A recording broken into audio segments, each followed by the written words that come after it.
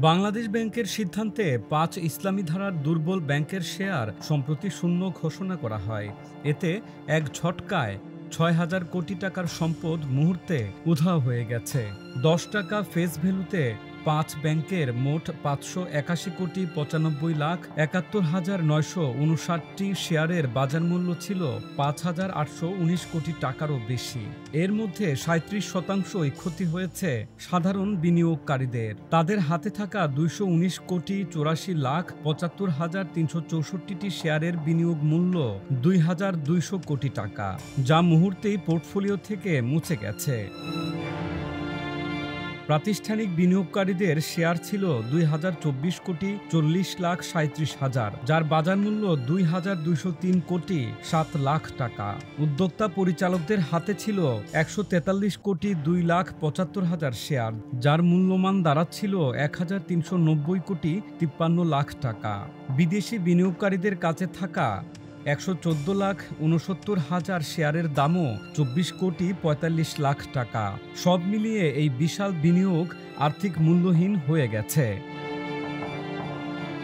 এসব ব্যাংকের মালিক, পরিচালক ও পরিচালনা পর্ষদের বিরুদ্ধে অভিযোগের অন্ত নেই। কিন্তু এই সংকট কোনো একদিনের ফল নয়। এটি বছরের পর বছর ধরে রাজনৈতিক প্রভাব, স্বজনপ্রীতি, পরিচালকদের অনিয়ম ও ঋণ কেলেঙ্কারির ফলাফল। শুধু এই দায়ভার এখন সাধারণ বিনিয়োগকারীদের কাঁধে চাপানো হয়েছে। বিশেষজ্ঞরা বলছেন, বিনিয়োগকারীর ঘাড়ে পড়েছে নিঃস্বতার ভার। এটি শুধু কোনো একক বিনিয়োগকারীর ব্যক্তিগত ক্ষতি নয়। শেয়ার বাজারে আস্থা দুলবে, বিনিয়োগের প্রবাহ স্থবির হবে, আর আর্থিক স্থিতিশীলতার ভিত্তিতে কাঁপন ছড়িয়ে পড়বে। নিঃস্বতা, ক্ষতির তীব্রতা এবং অর্থের হঠাৎ উধাও সব একসঙ্গে ভেসে উঠেছে।